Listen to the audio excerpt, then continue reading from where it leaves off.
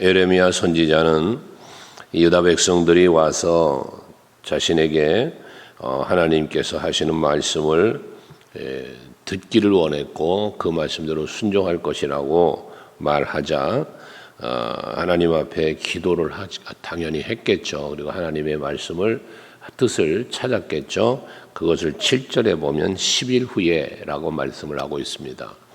예레미야가 하나님의 뜻을 구하는 기도를 뭐에 10일 동안은 기다리며 기도했다는 이야기가 되는 것이죠. 우리가 항상 기도할 때면 응답이 이루어질 때까지 기도해야 한다는 원칙, 우리는 내가 정한 기간, 내가 정한 방법대로 기도하고 끝내버리는 경향들이 있는데 우리는 하나님 앞에 기도할 때는 뭔가 기도의 제목이 있다면 응답될 때까지 기도해야 되는 거예요. 그래서 야복 나루토의 야곱이 에서를 만나기 전에 두려워하는 마음을 갖고 하나님 앞에 기도할 때에 그 주의 사자와 씨름했다 그렇게 말씀하지 않습니까? 내게 복을 주시지 않으면 나는 놓지 못합니다 해서 환도뼈를 치기까지 붙잡고 매달려서 이스라엘이라는 이름을 받았고 그 결과로는 에서와 화해하고 잘 지낼 수 있도록 하나님은 그에게 응답하시는 이런 일이 있었던 것처럼 우리는 하나님 앞에 기도할 때 하나님의 응답이 내게 올 때까지 하나님의 뜻을 분별하고 하나님의 일하심을 우리는 볼 때까지 늘 기도해야 한다는 사실을 보여주고 있고요. 그러면서 이제 그때 에레미야에게 여호와의 말씀이 임하셨다는 거고요. 그 임했을 때 에레미야는 모든 백성들을 8절 9절에 보면 다 모든 자들을 불렀어요. 지휘관과 백성의 낮은 자와 높은 자까지 다 불렀다 라면서 말하기를 그가 이렇게 이르느니라 라고 해서 하나님께서 말씀하신 하나님께서 이루시는 것을 저들에게 이제 선포하는 것이죠. 그 선포의 내용은 10절 이하의 모든 말씀들이 다 그 내용이 되는데 요약하여 말한다면 바벨론 두려워하지 말고 유다 땅에 머물러 살아라. 왜? 저들의 마음엔 지금 뭐가 계획되어 있다고 그랬어요? 애굽으로 도망갈 것을 계획하고 있다고 그랬어요. 그러면서도 거짓 맹세하며 하나님 말씀을 좀 우리에게 알려줘라. 그럼 다 순종할게. 이렇게 이야기했다고 그랬잖아요. 하나님께서는 10절에 보면 너희가 이 땅에 눌러앉아 산다면 이라고 말씀을 해요. 이 땅에 눌러앉아 산다는 게 뭡니까? 애굽으로 도망가지 않고 유다 땅에 그대로 머물러 사는 걸 말하는 거죠. 그렇게 그것을 하나님이 처음부터 바벨론의 포로가 되고 멸망당하기 이전부터 계속적인 말씀이었으니까요. 그렇게 하나님 결국 이 땅에 눌러 앉아 산다면 이 말은 하나님의 명령에 순종한다면 이라는 말씀이 되는 거죠. 그렇게 산다면 내가 너희를 세우고 헐지 아니하고 너희를 심고 뽑지 아니하리니 이는 내가 너희에게 내린 재난에 대하여 뜻을 돌이킵니다 해서 하나님의 말씀대로 순종하면 너희를 더 이상 무너지지 않아, 더 이상 어려움 당치 않아. 하나님이 너희들을 오히려 세워주실 거야. 그리고 너희들을 지켜주고 지금까지 내렸던 모든 재난으로부터 하나님의 마음을 돌이키겠다는 거예요. 그러니까 우리가 하나님의 마음을 돌이킬 수 있는 비결이 뭐냐? 순종이라는 거예요. 제가 간혹 여러분들에게 기도를 해도 우리가 헌신을 해도 하나님의 보좌를 움직일 만한 기도와 하나님의 보좌를 하나님의 마음을 움직일 만한 헌신을 우리가 합시다라는 이야기를 하는데 그때 하나님이 마음을 감동이 받게 되면 하나님의 마음이 그러니까 책망하고 진노하시려고 하다가도 돌이킬 수 있는 거고 또 그 감동을 받는 하나님이 기뻐하시는 중에 여러분들에게 복도 주시고 은혜도 주신다고 했잖아요. 그러니 우리는 그 감동시키는 비결이 뭐냐? 순종이었다는 거거든요. 나아만 장군에게 엘리사 선지자가 가서 그 나병으로 고통당하는 때에 요단강 물에 가서 몸을 7번 담그시오. 얼굴도 내밀지 않고 하인을 시켜서 말할 때에 그것이 나아만 장군은 속상했잖아요. 하지만 그 종의 말을 듣고 순종하여 요단강 물에 가서 몸을 7번 담글 때 그 몸이 어린아이 피부처럼 여상하여졌더라, 나았더라, 그 말을 하지 않습니까? 순종할 때 하나님은 기뻐하시고 순종할 때 그에게 삶에 또한 모든 기도의 응답 간구하는 것에 응답을 주시는 하나님의 모습을 보여주었던 것입니다. 이제 우리들도 오늘도 살면서 하나님이 우리에게 원하시는, 명하시는 그 뜻을 찾고 거기에 합당하게 살면 하나님은 반드시 여러분들에게 마음을 돌이키시거나 때로는 가까이 하시며 은혜 베풀어 주실 줄로 믿으시기 바랍니다. 이건 바로 유다를 향한 하나님의 사랑입니다. 하나님은 그들을 사랑하기 때문에 이와 같은 말씀도 하고 약속도 하시는 거거든요. 여러분을 사랑하시는 하나님께서 반드시 순종하는 여러분에게 복 주실 줄로 믿으시기를 바라요. 그러면서 11절 말합니다. 너희는 너희가 두려워하는 바벨론 왕을 겁내지 말아라. 지금 이들이 왜 애굽으로 가려고 합니까? 앞에서 그 바벨론 왕이 세웠던 유다 나라를 다스리고 통치하라고 세웠던 그다라라는 사람을 이스마엘과 사람들이 그를 죽였지 않았습니까? 그 행동 때문에 바벨론 왕이 노해서 자기들을 해야 할까 봐 두려워서 그 두려움 때문에 애굽으로 피하려고 하는 거였단 말이죠. 하지만 하나님은 그 바벨론 왕 두려워하지 말라는 거예요. 왜 두려워하지 않아야 되느냐? 내가 너희와 함께 있겠다는 거예요. 그러니까 하나님께서 유다 민족들이 이 땅에 유다 땅에 도망가지 않고 살면 내가 너희들과 함께 해줄 거다. 다시 말해 이 하나님의 말씀대로 순종하면 그 순종하는 삶의 자리에는 하나님이 함께 해주시겠다는 거거든요.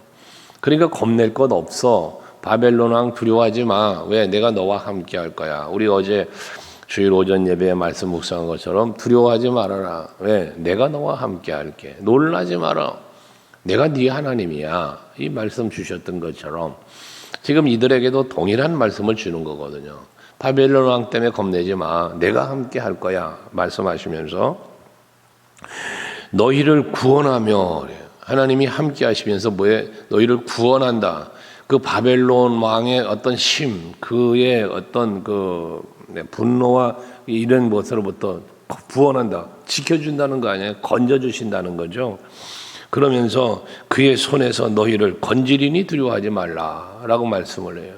바벨론 왕이 지금 공격했어요. 유다를 함락했어요. 그래서 포로로 잡아가기도 했어요. 그리고 남은 자들이란 말이에요.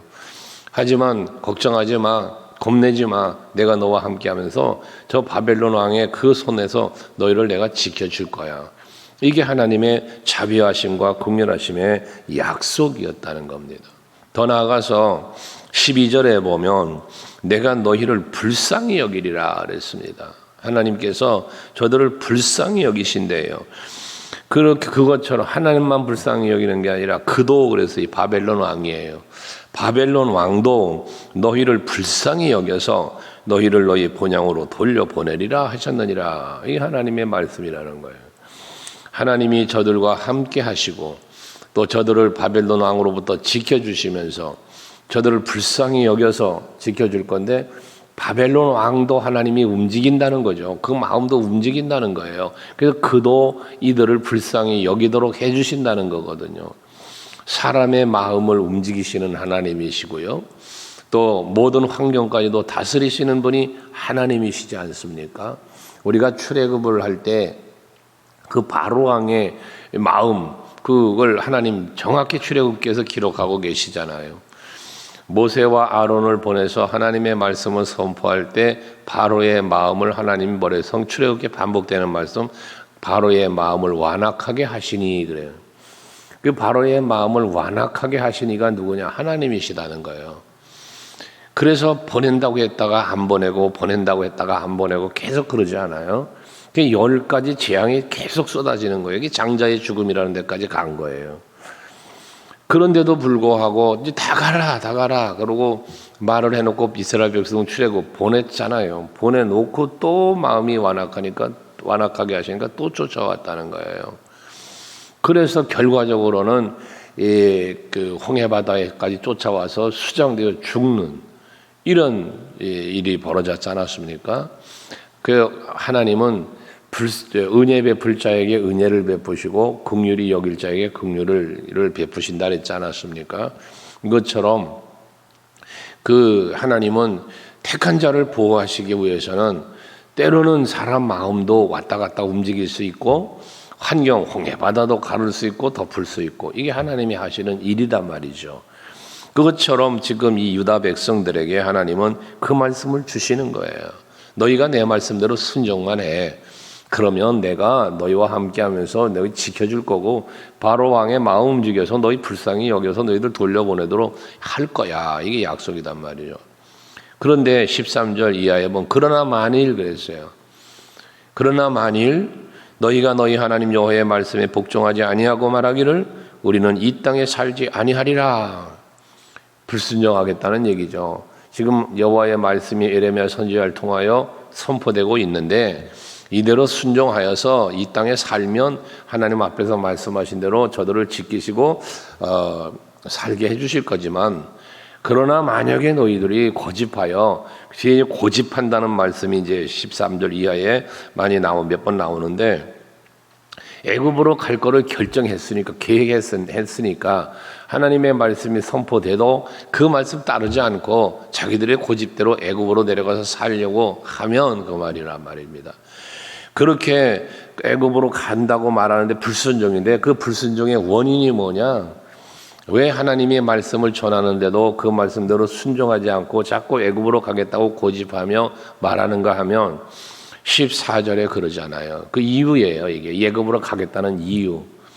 그들이 말하기를 우리는 전쟁도 보지 아니하며 나팔 소리도 들리지 아니하며 양식의 궁핍도 당하지 아니하는 애굽 땅으로 들어가 살리라 하면 잘못되리라 그랬어요. 애굽으로 가는 이유가 뭐예요? 거긴 전쟁도 없는 곳이라는 거예요. 나팔 소리가 없다는 건 이 전쟁의 소리예요. 나팔 소리는 전쟁의 소리를 여기 말하는 거거든요. 그러니까 전쟁도 없고 또 양식도 궁핍하지 않아. 먹을 게 넉넉해. 걱정거리가 없다는 거죠. 애굽으로 가면 걱정거리가 없다는 거예요. 여기 지금 유다 땅에 살면 바벨론을 두려워해야 되고 지금 먹을 것도 마땅치 않고 근데 사실 먹을 것은 앞에 여름 과일을 먹으라고 말씀 주셨잖아요. 그러니까 이들에게 모든 살 길을 하나님은 열어주시고 있는데도 이들은 그 하나님이 주시는 은혜를 은혜로 알지 못하니까 자꾸 여기를 두려워하는 거거든요. 그러면서 애굽 땅에 대한 기대감이라는 게 있는 거예요. 거기 가면 전쟁 없어. 거기 가면 먹을 게 풍성해. 그러니까 거기가 편안한 곳으로 이들은 생각하고 있다는 거예요. 그들의 그 잘못된 판단과 생각이 그런 잘못된 기대감이 이들을 하나님의 말씀에 불순종하게 한 거예요. 그리고 결과적으로 그리 가겠다고 고집을 부리고 있다는 것이거든요. 15절에도 그래서 마지막에 보면 너희가 만일 애굽에 들어가서 거기서 살기로 고집하면 그랬어요. 고집하면 이 잘못된 판단과 생각은 이 자의 고집을 꺾질 못하게 되는 거예요. 자기 생각을 저버리질 않아요. 우리가 여러분 이 신앙생활도 그렇고 일반적인 생활도 마찬가지인데요. 사람이 자기 판단이 잘못돼 버리면 그 잘못된 판단이 옳은 줄 아는 거예요. 내 판단이 좀 잘못됐는데 내 계획이 좀 잘못되었는데도 그 잘못된 판단과 계획을 뒤집을 생각을 안 하는 거예요. 왜? 그것이 옳은 줄 알기 때문에. 착각은 자유라고 그러죠. 착각은 자유다. 우리 친구들 어렸을 때 참 조크로 했던 말이에요. 착각은 자유야. 그러나 그 쪽팔림은 영원해. 참 언어적인 표현 그렇습니다만은 그런 말을 했어요. 우리의 판단과 우리의 행동은 우리가 자신이 책임을 져야 되는 거예요. 하기 때문에 우리는 항상 하나님 앞에 기도해야 되는 이유가 하나님의 뜻을 찾아야 하는 기도를 해야 된다고 늘 말하는 이유가 내가 계획했고 내가 마음에 간직한 것이지만 하나님의 뜻에 부합한다면 이거 버릴 줄 알아야 돼요.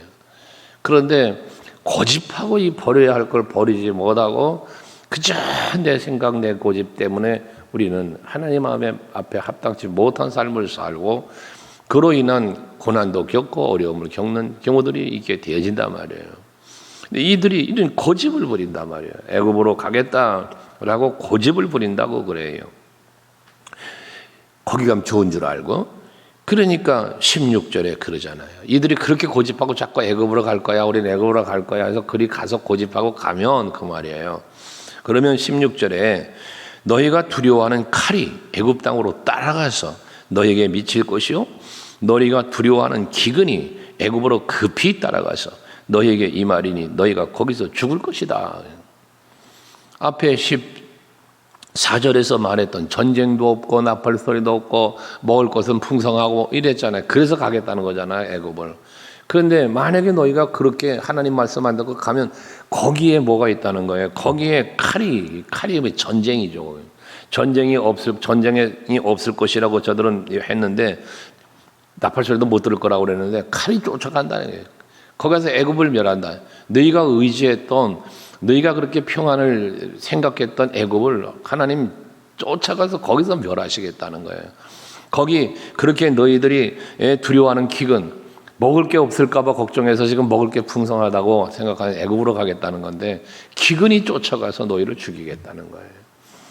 그러니 결국 우리가 살 길은 뭐냐? 여호와의 말씀, 여호와의 은혜 속으로 들어가는 게 살 길이라는 거죠. 세상에 내가 생각하고 바라고 원하는 일들이 나를 살리고 그것이 나에게 은혜를 주는 게 아니라 복을 주는 게 아니라 하나님의 뜻을 찾고 그 뜻 안으로 들어가 순종하며 사는 것이 이게 복이라는 거예요. 그러니 여러분들도 앞에서 말씀드린 것처럼 내 생각과 내 판단에만 매이지 말고 하나님의 뜻을 찾고 그 뜻에 합당하게 살기 위한 노력이 필요하다.